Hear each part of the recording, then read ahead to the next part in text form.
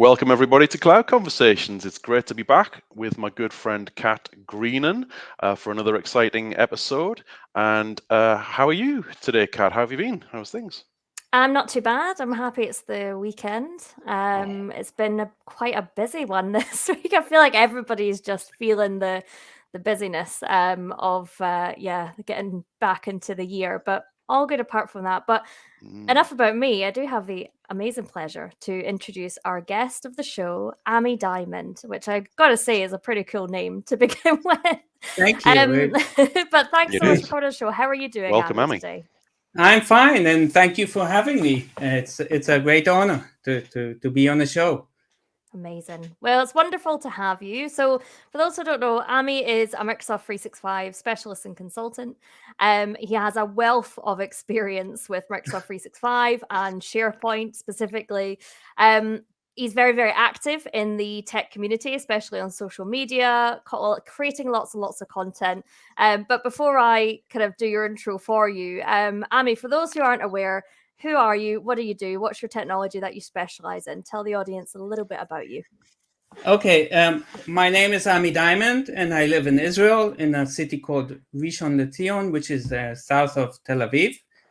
And actually, my main technology is SharePoint and Teams. I started from 2007. And then went up to 2010 and 2013, and SharePoint Online is the main technology I'm now involved in, and I love it. So you've been involved in SharePoint from the beginning, then, from 2007. Well, that was 2003, I think. All the way through. Yeah, and some things haven't changed. Yes, let's say Microsoft Lists has been there for 20 years. They've just been rebranded. So, but things have changed, definitely, for the good. Yeah, you're right. Some things have changed, but some things are very, very much the same, because I used that version that you mentioned years ago, SharePoint 2003, in one of my previous jobs. I did an intranet for the company I was working at, and there are the DNA of what is in there today, that a lot of it is still very much there. It's just like the Windows, they changed the interface, but in the back end, you can go and do the same things. If it's Windows 7 or Windows, 11 or even before. Definitely. Do you have a favorite? Do you think SharePoint Online is the best version, or is there one before that you think? Well, I'll tell you. I had experience in doing migrations from each version to each version, and it's a nightmare, because sometimes it's not only migrating the database. Sometimes you need to migrate the whole web parts and pages, and it's good for consultants, but for the business itself, it's hard. It's to do everything from the beginning. It's actually a good thing if you want to clear up your data, not to do garbage in and garbage out. But sometimes, once you're in SharePoint Online, you don't need to do any migrations.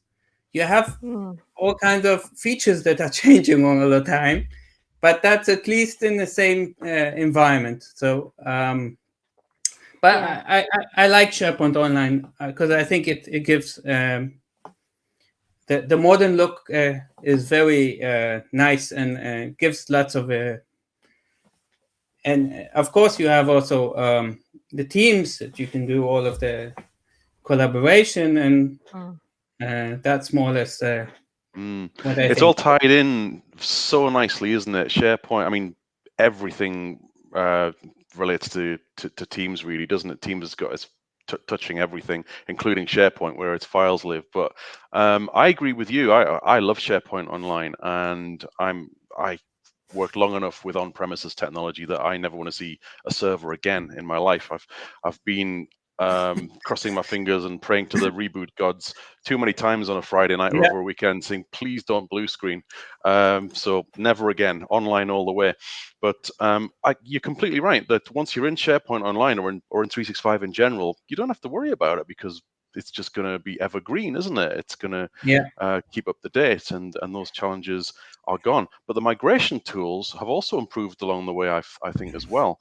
And one that I don't know if you've used it yourself, Amy, but one that I've been very impressed with in recent years is the free Microsoft's own SharePoint migration tool, which has improved immeasurably. Is that something you've used in your work? Actually, I used that and it was very good. But I found out that if you don't have, like, it stores also like a backup, and if you don't have enough room on your if you don't back it up, then all of the migration you have, you can be less don't you can have not enough space just because you didn't put the backup in the right place. So you need to be careful for doing that. And actually there's also good tools, third-party tools that give much more powerful things. So I would start with a free one, but if it's a big migration, I wouldn't save money and go to ShareGate or one of the others that they give a robust functionality, and you can also have logs and all of that. So you should consider all of them before you do. One of the things that you mentioned there was, and I get asked this all the time when I talk to customers about SharePoint, is the question of, should we just lift and shift all of our information into SharePoint and then just sort it out, or clean it Data up? cleaning. And and all the consultants are like, oh, because I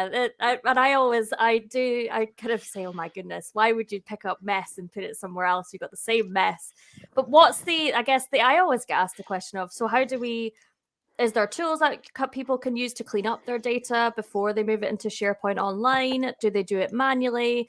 Have you got a best practice around sorting the data out before it goes into SharePoint Online, or any Well, typical ones? actually, I would first consider and ask who's the owner of the site. Then I would ask him, do you need it? Then I would ask him, can you archive some of it? And then I would see maybe it's built in the past in SharePoint 2013, you had sites and subsites and subsites. So and Microsoft is moving to a flat environment. So you need to consider the architecture before you're doing that. But from my experience, I think lots of, let's say 50% of the sites don't need to be migrated. They could be archived or just doing some data cleansing and doing things like that. So it's unless you want garbage in, garbage out, that what will happen in most cases. It what happens. You transfer the garbage from one basket to another. So and you've got the same thing, but in a different place, and a shinier place, but it just is the same rubbish. No, that's a really good point. So yeah, for any customers that are listening, take our advice and clean up. Never Think ever about it. chuck it in. Think about it. My goodness, it's a bit of hard work in the here and now, isn't it? But it's so worth it later down the line. Definitely. Because this comes down to the users, as you said, Amy, responsible for that data. They don't want to, or they don't feel they have the time to put that effort into sorting it out and classifying it and deciding what comes across. But they're making so many problems for themselves if they don't do that, for sure. Yeah, well, some migration projects are limited in time, so the time to clean is also that. So if you and also doing one thing in a big bang is not good. Sometimes you should start with a pilot and see how it works, and then go to slowly, gradually, what's called. So is that what you spend a lot of your time doing now then, about in terms of your current job, your current role? Is it a lot of SharePoint migrations, or is Teams taking up more, customers are asking for more Teams stuff? What is it that you think you kind of spending your workday on? Well, I work in a company called PZ Project, which does development in 365. And I'm set in a customer which is called Israel antiquity authority. It's the authority that keeps all of the antiquities in Israel. Israel has history of 2,000 years. And so from the one hand side, you have, I'm responsible for the whole 365 environment, but mostly doing consulting, support, user adoption, which is a very, very important key, because you can have the technology and no one's using it. I just check to see how much storage is being used in SharePoint, and I see it's not being used much. So either they're using OneDrive, and OneDrive should be only for your personal things or things that are in development, or they're using file share or other things. So user adoption is very important, and I also do lots of trainings. So it was before the COVID, I would do face-to-face. We actually have like champions from each division that are trained, and then they can manage, let's say, permissions and all kinds of things. And on like monthly basis, I do an update on new features and other things. And also I deal with change and demand and change management, meaning if they want new things. My company that I work, I mostly do out of the box. Okay, but sometimes the customer wants a nicer form, they want a workflow, they want a BI. I know the tools, I know how to integrate, but I try to focus more out of the box and give the expert to do if it's I can do basic things of Power Automate and but the whole concept, I think, of citizen development, some people say everyone can do it. From my experience, I think if you have a background of a development, then it's much easier. Okay, and some people can do it, but I think to be, if you want to be good at something, don't be a little of everything. You should be focused on one specific thing. It doesn't mean you don't need to know what's happening, but to expect everyone to know everything is hard, and so I try to stick to what I'm doing best. If I need to do something like a workflow or something, I can do it. But if it's something more complex, I'll give the experts. I think that's a really great mindset. Sorry, Kat, because I'll say the same thing. yeah, because do what you're good at, do what you love the most within Microsoft 365. But when you're in front of customers, they see an expert, and we hate that word, I think, don't we? Because there's really no such thing. But you have to have a good general grounding in all things Microsoft 365, all pillars, so you can at least talk at a high level with customers about that and say, well, yep, we as an organization can help you with that, but that is more my colleague in this team who can do that. But if at least you have that ability to talk at a basic level about it. Yeah, I can collect the demands and interpret it into technical aspects that the developer can do it. But sometimes the customer sometimes thinks he knows the solution. Sometimes you need to understand what's the problem, and then we can provide them the solution. So don't tell me what you want. Tell me what's your problem, and I'll try to help you. Yeah, definitely. And sometimes, you know what, SharePoint is not the solution. You shouldn't try SharePoint for everything. So or any technology. So and you should consider the best way to fulfill the need. Yeah, I think that comes into even more when we talk about like apps within Teams. I have customers who tell me or ask me, what applications should I use in Teams? And I'm like, whoa, there's like 1,000. So unless you want to sit and go through them all, oh my God.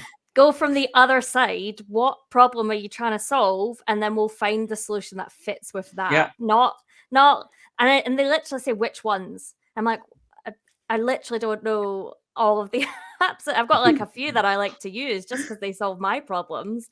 Yeah. But it's not necessarily, you're trying to fit. It's like puzzle pieces, trying to fit them in the wrong in the wrong slot. It's really finding out the problem. So it's definitely a good way to look at it. And you mentioned that you do training and things like that. And I think with the training, that probably spills into a lot of the stuff you do content wise in terms of, the community, because one of the things me and Peter have been dying to talk about is your YouTube channel, where so SharePoint Wizard, for those who aren't aware, SharePoint Wizard. And I remember we've been like subscribed and we're watch your videos and stuff, and there's lots of really great how-tos and how to do things in SharePoint and Teams and Outlook and other Microsoft 365 apps.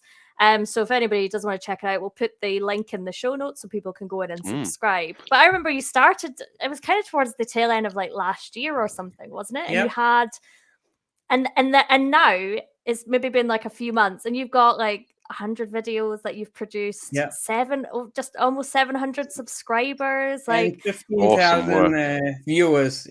15,000 views. This, it's just very impressive, the uptake and the amount of content that you're putting out there. So I guess tell the audience, I guess, a little bit about the your YouTube channel, because I think it's incredibly useful. And I guess we're all wondering, how do you have time to produce so much content? How do you do it?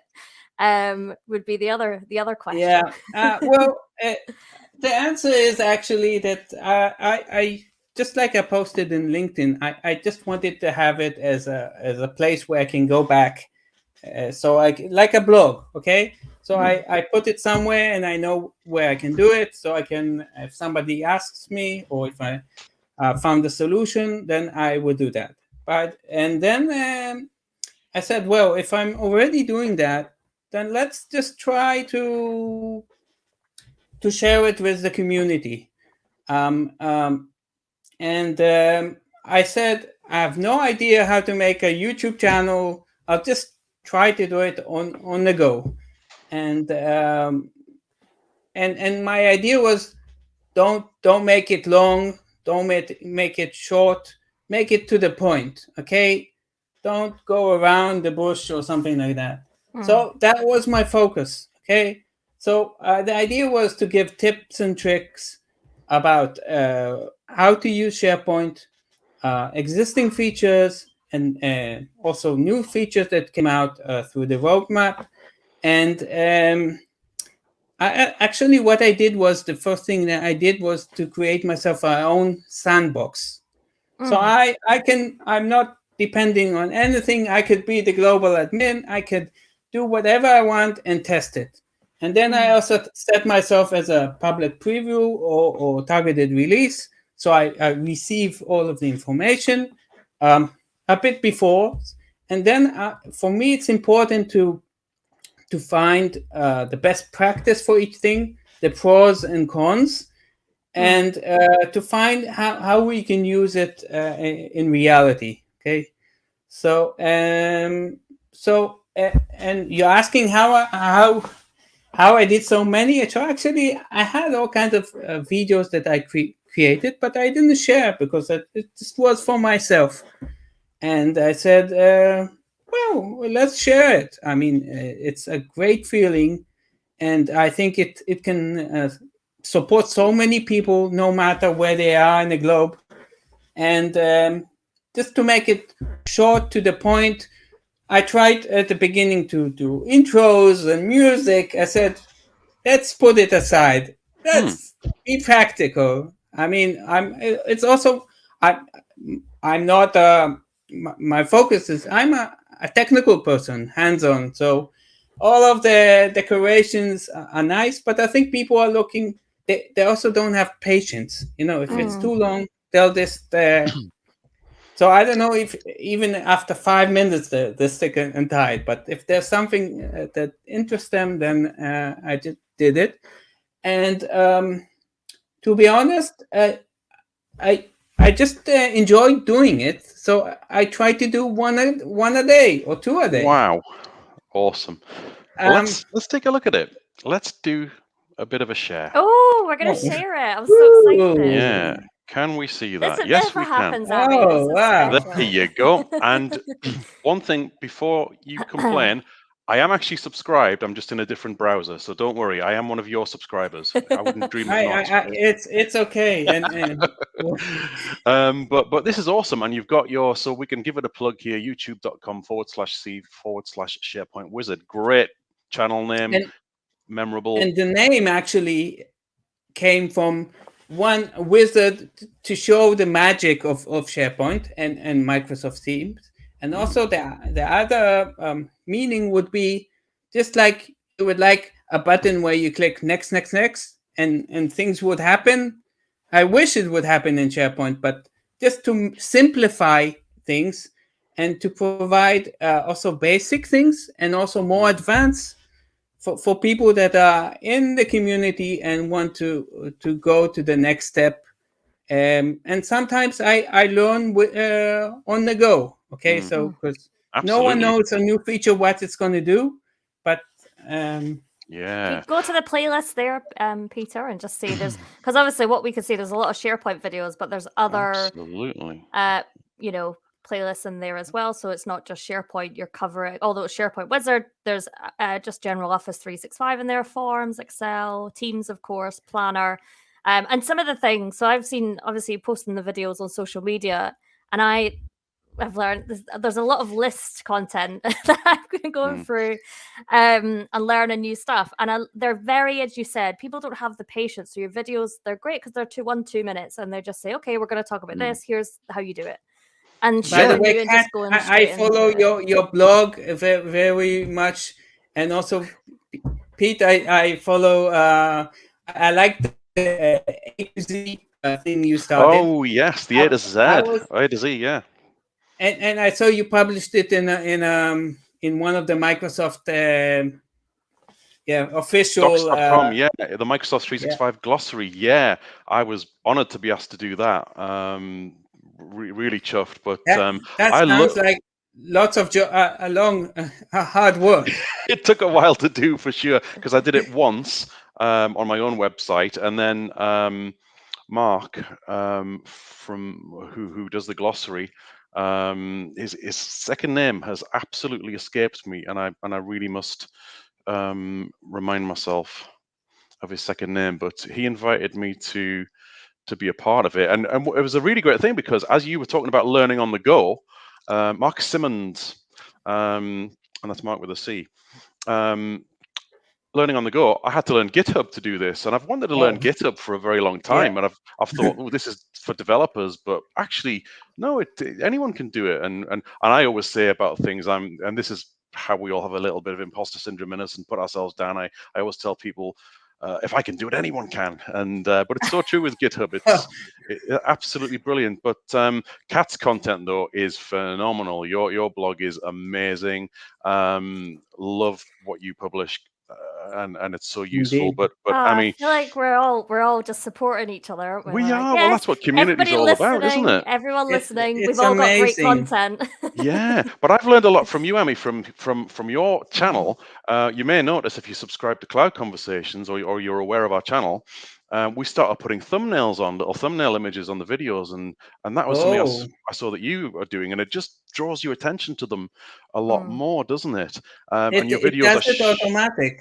Does it? I think. Oh, right, there you go. Yeah, I think if you just put the number of the second or minute in, let's say 0.00 and put the description, it cuts it.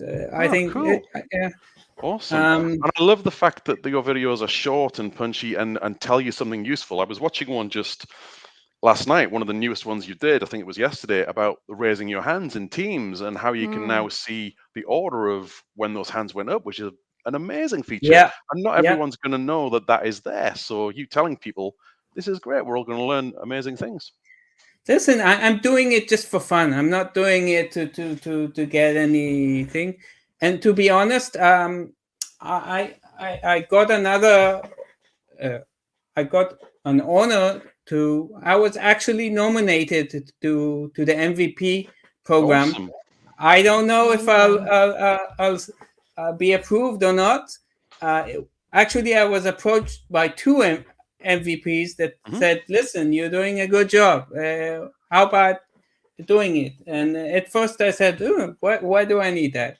And they said, "No guarantee. I'm not doing it for that. And even if I don't accept it, then I'll continue doing it. If I accept it, then I'll even do it more." Mm. But it's an honor just to be thought of that, and even being on this show is also for me an honor. Yeah. So It's nice. It's because your content's good. I think people, that's the main thing, isn't it? And that you're involved in the community. People respond to that, and so you'll find that people reach out to you like we did, and then obviously the MVP stuff. So it's just you put content out there, people respond to it. Yeah. And that takes me on to the next question, actually, which I wanted to kind of find out in terms of what the community means to you, because you put a lot out there, and I know that you attend lots of the conferences, but how important would you say the tech community is to you well, in your work? I think some people say if I go with there's no competition. It's all about support. And sometimes I was afraid of asking a question because that says that maybe you don't know enough. And actually the answer that people gave is that's the way to learn, because one knows something and one knows another thing. And I found that the community is actually a bunch of great people that want to help each other. And you know what, if I tell it to somebody in my family, they won't understand me, okay, in this aspect, because it's you need to understand the whole buzzwords. You need to understand who are the customers and what's happening. And actually, I really feel I also actually opened up, besides the YouTube. I opened 3 or 4 WhatsApp groups which are global, which are called SharePoint and Teams Q&A. So I moderate it, but people can ask questions. Experts can answer, and it's just listen. It's work. Yeah. You need to check that the people are not spamming and doing things like that. But on the other hand, it's another platform, and actually, it's hard when during the COVID, because before the COVID, and I'm from Israel, so we had once a year or more face to face where the community would meet, and there was lectures, like the ignites and all of the things like that. And during the COVID, it's harder, but even I feel it's a small village. The whole global community is not really that big. So if all of my posts or YouTubes are, you heard of them, and I'm amazed. It's getting to India, to Canada, Australia, and no boundaries. So it's really, and I feel really it's very supportive, the community. And I when I hear something new, the first thing I want to do is to share it. Okay, Yeah. because as we said, if you keep it to yourself, you might be smart, but no one will gain from it. So it's really, I feel it from here to bring it up, and it's fun. It's fun, Yeah. even though it takes lots of my time. You get out of it what you put into it, Lil, and I'm so glad that you mentioned to us that you've been nominated for MVP, because if you hadn't, after this conversation, I would have privately asked you, had you been nominated? And if Yeah. not, I would have nominated you, But because I think listen, even if I'm not accepted, I will try another time. So I'm not. It won't.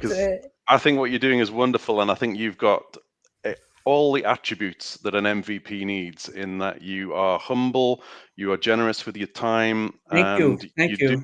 you do it because you love it.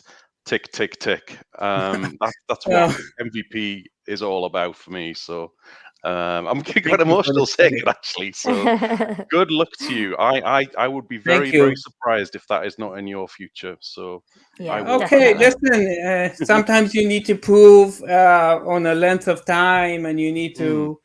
But I was amazed that two different people approached me and said, "But maybe I'm making waves, but good waves, Good And if you waves. can, Definitely. good vibes. I hope." Definitely good vibes. I think that we all feel like that for the community. Like the biggest thing is there's no competition. It's not about that. I always get that fear as well, as I'm scared to ask something. When I started getting involved anyway, I was like, oh, I'm a bit, what if they think I'm an absolute idiot? Like, why, how does she not know this? But then you learn, everybody has that. You learn the more you're involved, when you do start asking questions, people are friendly. People are nice. No one's horrible. So why do we think Well, they're going to yeah, say these most of the people are nice, things? yeah, Most of them. and I've that's not come across most. any horrible people in the community. So hopefully that stays. There's no reason to be, Exactly. I did actually want to ask a couple questions. Moving a little bit on to some of the tech side of it or the technology side of it. I wanted to find out because I don't know if you have a favorite feature or a favorite solution in Microsoft 365. If I ask favorite solution, I guess it would probably be SharePoint. But is there maybe a No, feature that's specific, yeah, or am yeah. I wrong with Well, that? Is it not SharePoint? in Microsoft List, I love the board view. It's I saw your recent video almost on that. replacing the planner. Okay. Yes.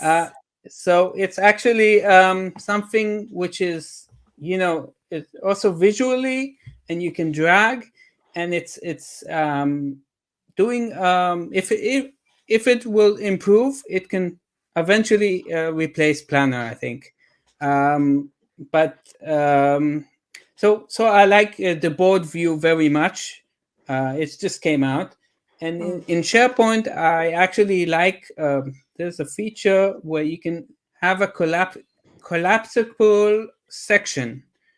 It's like a accordion. So instead of having a long page, that you need to scroll, then you actually on each section you can define if you want it to be like a plus or minus, and then the whole content that you have in this section, you can make it like for Q&A. So the title will be the question, and the answer will be the whole content. So actually that feature is saving lots of real estate, because you're making it, you can define if you want it to be by default collapsed or the opposite. And I think in future that Microsoft actually offered that instead of showing it as like it would have tabs. So think of sections that you have them as tabs, which actually so that's something I really liked. And actually I like the webinar feature of Microsoft Teams. I don't know how much it's used, but the whole idea of having a form where you can register and people, you can see who signed up, and then you can see who's been there. So I really like that. And one last thing is actually in SharePoint they have what's called the navigation switcher. So if you know a team site where you had the left navigation, and so now in the team site you can switch it to have a top menu, just like a communication site. So actually, so you can decide either to show the navigation at all or not.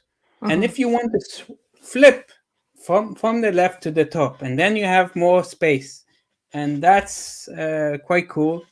And but a few favorites then.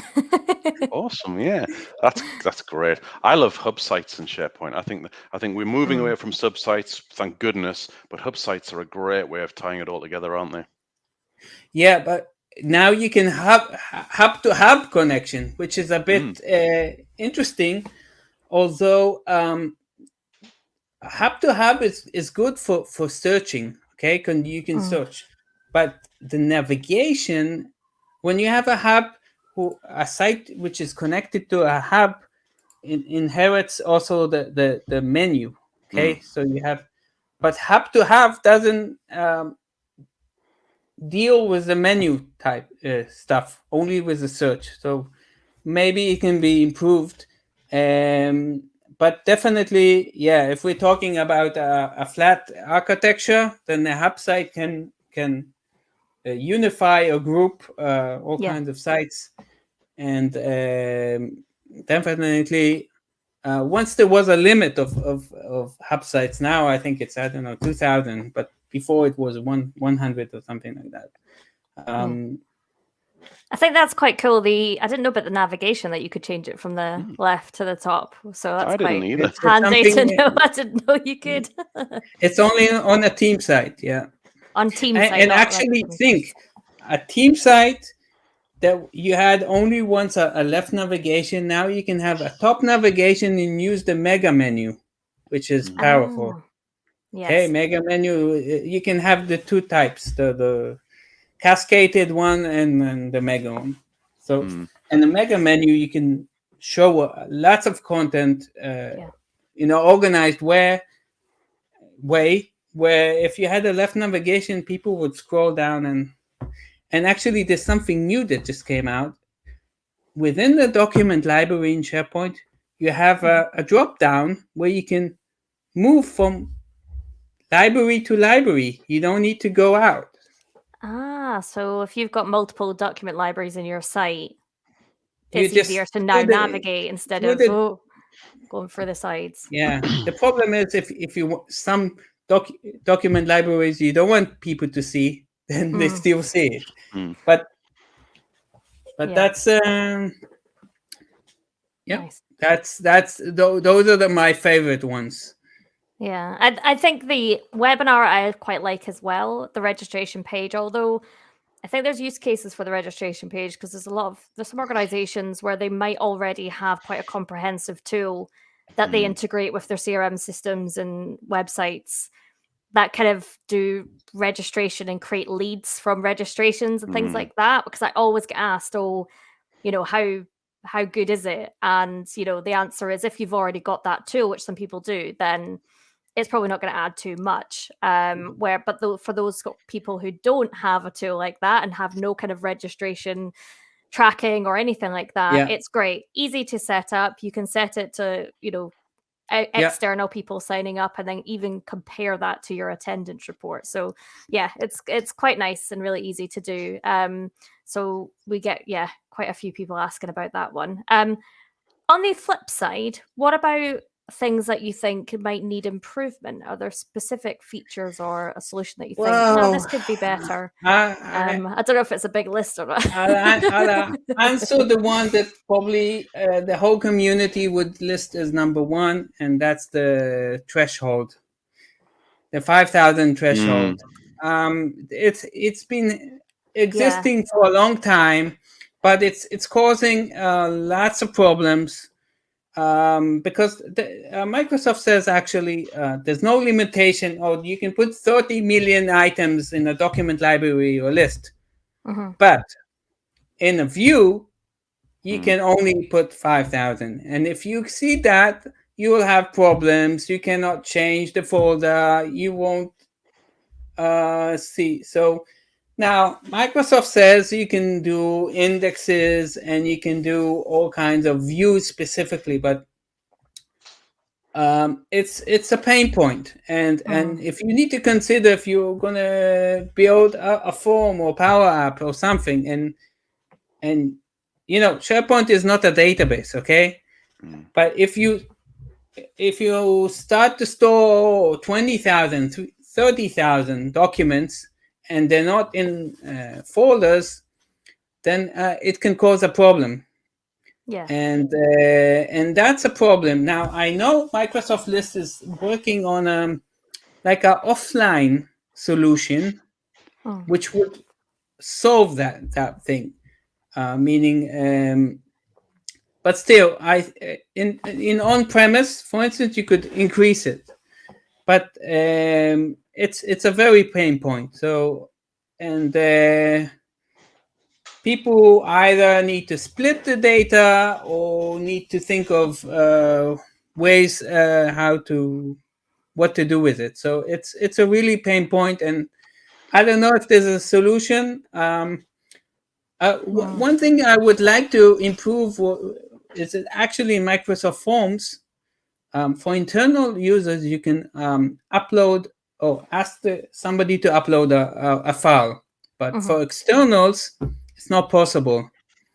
And I think it's very useful if Microsoft could enable that, because now there's workarounds. Okay, for instance, OneDrive has a feature called request file, which does exactly that.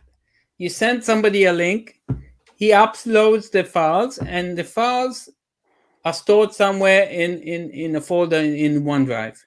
So what I do is I use this feature and put the link in the form, Microsoft Forms, in order that this functionality would work. But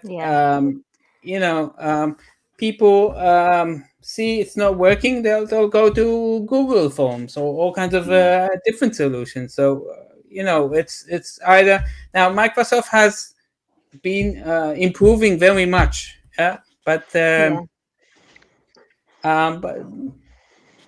that's for things I would like to be improved. There's many things, but and this is one of the problems you have. You've given a very, very good example of how shadow IT can creep in there. If they can't get what they need within the Microsoft ecosystem, users are going to get frustrated that they can't do the job with the tool sets that are being provided, and they're going to look elsewhere for quick and easy ways to do what they need to do.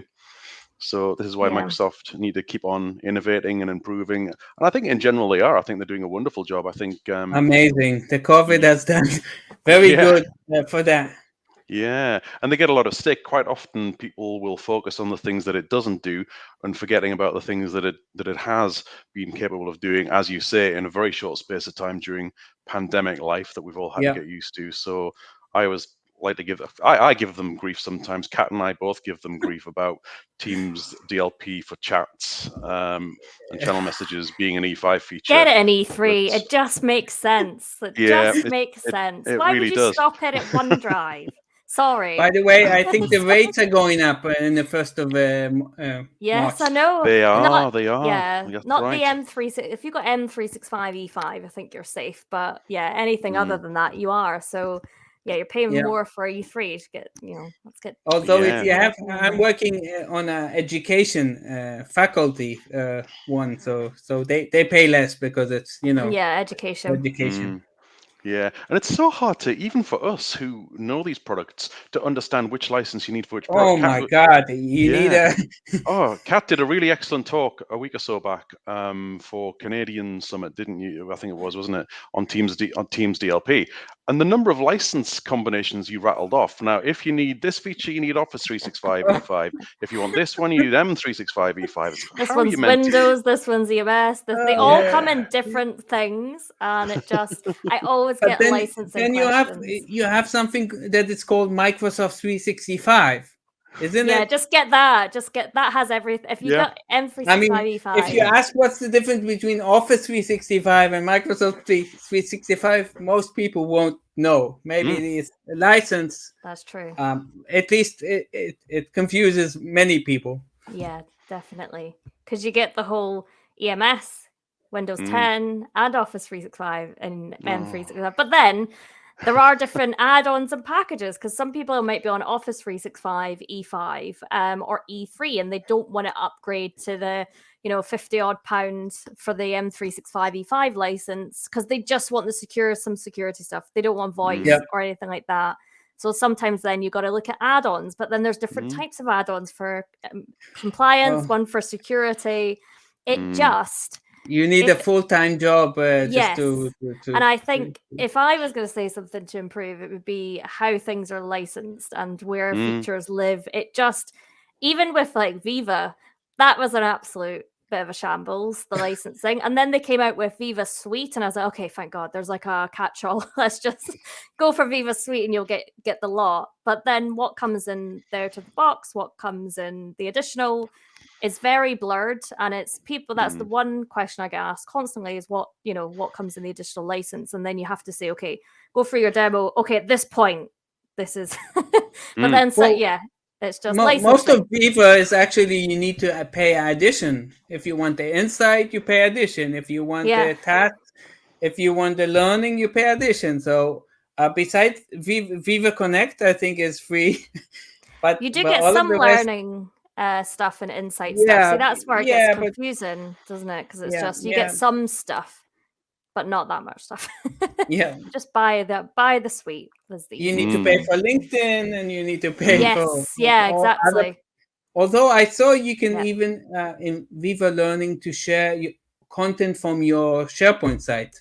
There's a way to do it. I haven't tested it, but I've done it before, and it's it's quite easy to do. You just need to you would create a list, and in that list you would add your URL to your training folder, and then you'd add it to the services in your admin center, and then it just appears. And what you can also do, if you've got specific document permissions, it will follow those permissions of Viva Learning. So you've got HR training for just the HR team. Just the HR team will see it in Learning. The reason I say this is because I did just this morning write a blog on Viva Learning, and so that's it's fresh in the memory. Hey, fresh in the memory. So it's going to be on this website soon. So keep an eye out for that. But another quick one then. So talked about favorite features, ones that could have improvement. You can tell my one's licensing. But what about roadmap stuff? Is there anything coming up soon that you're quite excited about? Well, actually, I have 3, and I'll do it fast. One is the share channel. Oh, yes. Share channels is the way that you actually, instead of making a private channel, you'll be able to, between organizations, to only one specific channel to enable collaboration. I think it should be in this coming month. I don't know if any additional configuration is needed from the tenant or from the Azure ID side, but from what I heard, it doesn't need to be unless you want to limit it to specific ones. But that sounds very interesting, and I'm looking forward to checking that in the roadmap. The second one is also in Teams, the loop components, all of the fluid. So the whole idea that, although we have so many tools, I don't know if we need another one, but the idea that you can have a list or a task list or something where you can move and put it in your Outlook and put it wherever you want, and it will still be available. And I think there's supposed to be something behind the loop, which will be like a replacement of the Teams. So I don't know how it's called, but it's like interesting. Workspaces or something. Yeah, exactly. Spaces or something like that I've seen. And another thing, which is the whole idea of mesh metaverse. So you having an avatar that will in a meeting that you can do it. I don't know when it will be, but it's interesting to see how it will involve. And I think Google is doing it, and Microsoft is doing it. Everyone's in the metaverse. I get mixed reviews when I talk about what's coming in Teams, and I always mention that. And then I get people who think, "Oh, that's so cool," and then others are like, "This terrifies me." It just seems hard. They can't get their head around it. Like the Holo, the HoloLens. Some people love it. Yeah. Sorry, Amy. What I have heard from some people who don't like being on camera in meetings is that they feel much more comfortable about the idea of presenting their avatar in things like Office Space VR and Mesh. No, I was saying these HoloLens, sometimes people like it, and some people can get dizzy from them after a couple. Yeah. I've never tried it, actually. Never had a go on one. Have you both tried them? No, No. I haven't had the pleasure. Yeah, I've but seen I'd them love at to. Ignite the Tour at Microsoft events in sort of 2018, 2019 before the world all closed, and there was also such a massive queue to try them that I just couldn't be bothered to wait. Yeah. Yeah. Dear Yeah. me. But no, there's lots of exciting things. Luke, definitely I'm keen on that. Share channels. They've been dangling that in front of us for about a Mm. year now, and I've been like, come on, just it's gonna solve so many problems. So I'm really excited for that as well. But just on there's a lot that you spend your time on in terms of the community, obviously working with customers on migrations and SharePoint. Do you have any other kind of hobbies or anything that you like to do in your spare time, or is this your hobby? I guess because for a lot of us, No, it is no. as well. Actually, I do that for fun, and luckily, my kids are old enough that they don't need me. I have one daughter which is in 19. She's in the army, and another daughter which is 16 in high school. Actually, I played the trumpet in a Oh wow! community band. I'm the first. What's it called? The first. Like the solo, yeah. So it's a band of, Soloist. yeah. There's 60 players, Yeah. and once a week we go and we perform. Well, we practice, and we every couple of months we appear, and most of it is voluntarily. So we don't take money. We go to old age Amazing. homes, to hospitals. We play in festivals. So it's just to clear your and it's so nice. We play everything. We play classical. We play jazz. We play marches. It's lots of fun. Yeah, That is wonderful. So cool. Yeah. Do you have it close by? Can you give us a quick blow on the trumpet? No. Give us a show. I'll send you a link to maybe yeah. one of Oh the. yeah, I'd love to see that. But it's again it's for the mental side, and it's not technology, and it's also you don't understand how much when we appear in a hospital, because music can cure. It's amazing, and we go there and we see the people that are sick, and it helps them, even though it's for an hour, and it's again it's fun.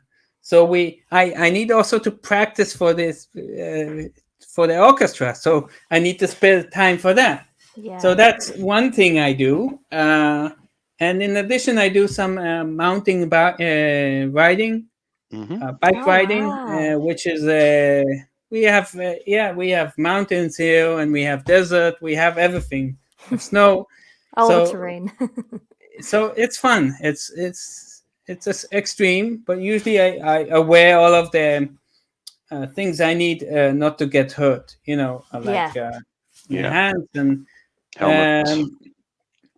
So actually, so the blogging and the YouTube is a additional thing, and it's fun. So I don't see it as a job or anything. Yeah. And sometimes maybe I need to say to myself, take a break, guy. I can do sometimes, I make a list, and then I say, well, I'll do 3 videos today. Maybe I need to improve more, with how it looks, and to edit it, but my focus is more to give the Make sure the right, content's useful. yeah, the content, definitely. Yeah. Oh, fantastic. I mean, those are pretty two quite cool hobbies that you've mentioned there. That's mountain biking and then playing the trumpet. Do you play any instruments actually while we're here? Do you play an instrument? Yeah. I do not know. I've never played an instrument. No, not at all. I'm just not either. Nothing. Zilch. Maybe the recorder in school, No. but not musically inclined. Yeah, Me. I think in school maybe the most I ever got my hand on was one of them triangles. Yeah. Ting ting. That's the limit of my music. I do agree with what Ami's saying though, and that music is so Mm.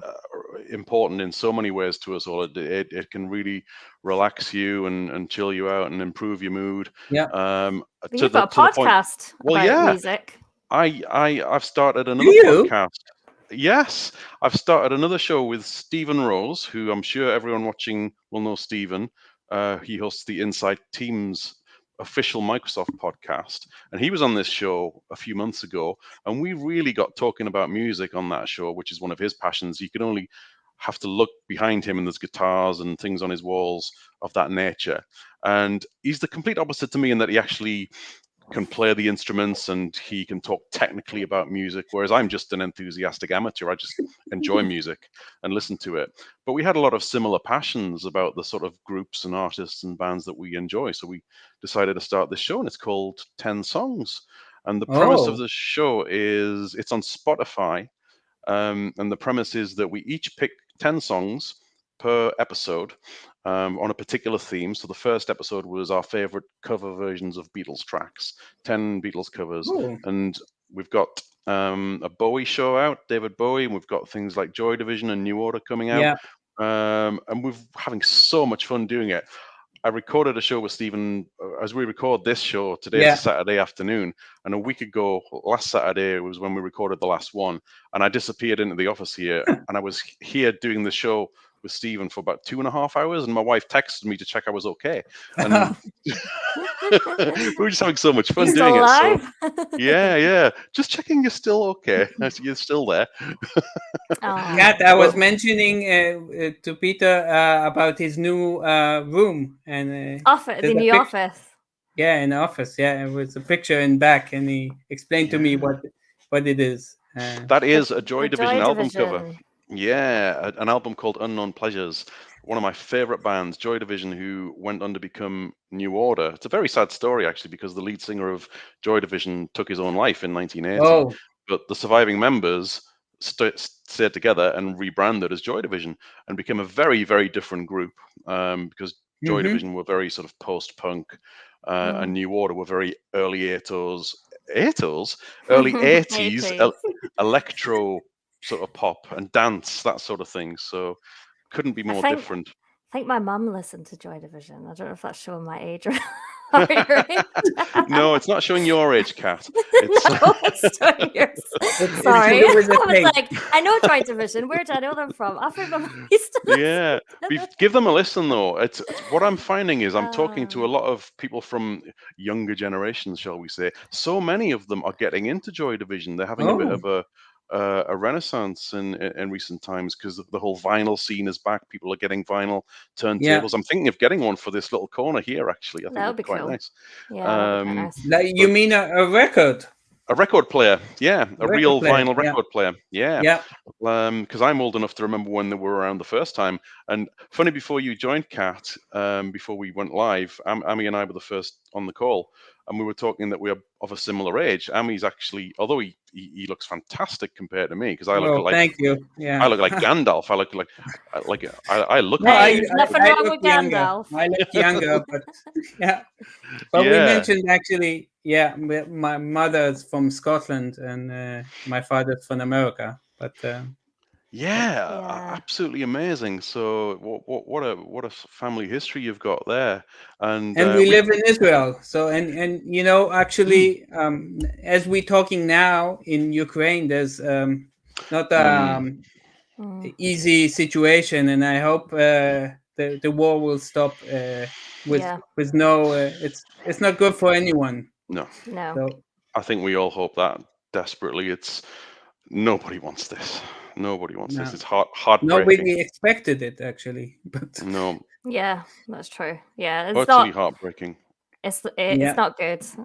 So yeah, thoughts are with all the people in Ukraine at the moment. I remember I saw who was it? The guy from the UK, and he was basically saying if there's anybody from the UK in Ukraine, get out right now. Like try and leave. And then within 2 hours, it was the big. You know, they had kind of said, "Oh, this has happened. You're too late." Yeah, was like, oh my goodness, it just puts things into perspective, doesn't it? So it really does. When you get up in the morning and you think, oh, I really can't bother to do what I do today, Yeah. you're it gives lucky you a you bit of a wake can. up call, doesn't it? Yeah, but not to end on a low, I guess. There's no easy way to move on from something like that, is there? It's a hard subject. But I thought it was important to mention, I Yeah, completely we don't agree. I'm take glad you any did. side. It's just we want peace in the world, Yeah. and imagine all the people, Peter, of Beatles. I Yeah, know. another I know. song. Oh, completely agree. Completely agree. I love that song. I It love is a that good song song. too, and it's a shame that more people in the world don't listen to the message in John Lennon's wonderful lyrics. I think getting emotional again. But I put a tweet out about the Ukraine situation, saying how disheartened that I feel looking back at human history, that we seem to have learned so little from history, and we keep doing the same things over and over Repeating again. itself from the Second World War. Yeah, and it's almost like deja vu isn't yesterday replayed; it's tomorrow sneak previewed. Why do we find ourselves in these same things over and over again? It's so frustrating, so heartbreaking. But we can only hope and definitely, pray for those people, if you're of that mindset as well, that things turn out as well as they can do now, because it's already been unacceptable. But thoughts very much with Ukraine. But tell us a little bit more about where you live in Israel, or I don't know much about Israel. I know that you live quite near Tel Aviv, right? But what's the area like where you live? South of Tel Aviv in Rishon LeZion. It's on the coast, and it's like a half an hour drive if you don't have traffic jams. But actually, where I work is in Jerusalem. So Jerusalem is Rishon LeZion is on the beach, and Jerusalem is on the mountains. And as I said, Israel, where I work, the Israel Antiquities Authority has. You can find there all kinds of coins that they find when they're digging, and all kinds of historical things. So it's. I'm in the tech side, so I don't really understand everything. But even seeing things 2,000 years old, it's amazing. That's and pretty... sometimes when you dig, you can see several periods. So from here to here is one period, and almost is another period. And Israel actually has everything. In the north, we have we can even go skiing. Yeah. And in the south, we have deserts. So and we can have. So you can there's areas which are green, and it's a great country. Israel also has its neighbors, and we had not easy. By the way, I can say that like a year ago, we were under attack, and we needed to go to shelters. So at least in Israel, we have shelters. I think in Ukraine they don't have shelters, but we're also not in a nice neighborhood. But Israel is considered a startup nation. So lots of people are also not afraid to fail. It comes also from people that came from the army, but lots of people. It's a small country, but maybe only 70 years. But we have tried to go forward and get things done. So it's a great country. I mean, now they opened up, I think, with the COVID, and actually Israel was the first ones to take all of the injections. The booster. Israel decided to take it before even the America did, and the rate of people that got the injection was actually very high. Excellent. But it's a great country, and everyone's invited. And if you ever come by, you can call me. And it's really great to be on the show. I'm honored to be on the show. because I see all of you, the whole team, even those that are not here, as very experts and as gurus. And actually, I also follow your personal Pete blog where you talk about your this one that you talk. About my son and my So sometimes I listen also to that. It's when you do sports. Is that true? When sports. no, like sometimes when you go out for a walk. Oh, when I go out for a walk, videos. walking. Yeah. Yes, you do the yes. blog. I haven't done that for a while. The last one I did was in here, but yeah, I like to be. I'm very, very passionate about talking about mental health and life challenges and not hiding them away, because there's a stigma about these sort of things to this day, that people are afraid to talk about these things, and I try and shine a light on that, because I've been through a fair bit, and I want to share what I've learned about it, and make people realize that it's not something to be ashamed of, and you can talk about it. So very passionate about that. So thank you for calling that out, Amy. That really means a lot to me. I love. I've been following the show even before you invited me, and We've got a great team. We've got a great team. Rue and Azure, who's our most recent addition to the team. I know this. And we mix it up. So there's always two of us with each guest, but we like to mix it up to give people a rest as well, to give people some downtime and recharge the batteries. So it's been brilliant. But let me say in the reverse, and I'll let you speak as well in a minute, Kat, because I'm hogging the conversation a bit now. Then that it's an honor for us to have you on, Amy. I've admired your work for a long time, and I'm so pleased that Kat reached out to you to invite you, because I'm massively impressed at all that you do. I love your passion. I love your humble nature. I love the way you talk about your Israel and how proud you are of it, of your country and your area. It's just so lovely, and your children. More power to you, my friend. You are welcome anytime on Cloud Conversations. Kat, some thoughts from you? I would just say thank you so much, for joining the show. I'm gonna keep up with your videos because they teach me so much, which is great. And I look forward to seeing when you're nominated and become MVP in the near future. Whatever happens. It's and it will not stop me doing anything. It's just a recognition, and that's So I guess the last thing then, Amy, is there anything you would, before we close the show, anything you want to share, last words with the audience, how they can get in touch or reach out? As you mentioned, I have my LinkedIn profile that maybe you provide in the show notes, and also I have the YouTube channel, SharePoint Wizard. It started with SharePoint Wiz, and then I continued it to a Wizard because I thought it was better. Yeah, I like and I have also a Twitter.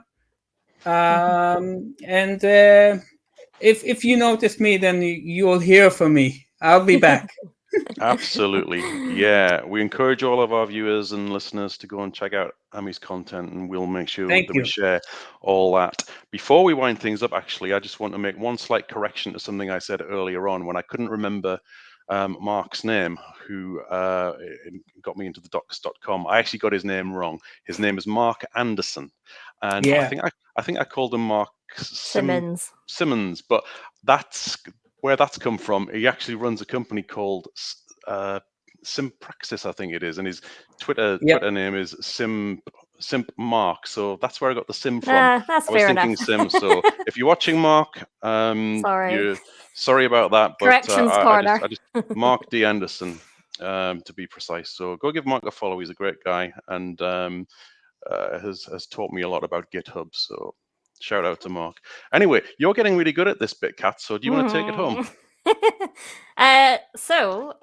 Please follow and subscribe. So on Twitter, you'll catch us on @CloudCons365. We're on YouTube Cloud Conversations. Please make sure you subscribe. If we do get to 500 subscribers, we have kept promising, I don't know what this is going to be, but there will be a prize draw. You have to be subscribed. It'll be worth it, whatever it is. You have to be subscribed to be in a chance to win. So please make sure you are, and make sure that you follow, like, share. It all really helps and supports us to get more guests and produce more content. So until next time, thank you everyone for listening to the show. Thank you so much, Amy, for being an amazing guest. Thanks, Peter, as always, an amazing co-host. And I hope you guys have a good rest of your week. But I'll catch you next time. Thanks, everyone. Bye. Take care, all. Bye. Bye.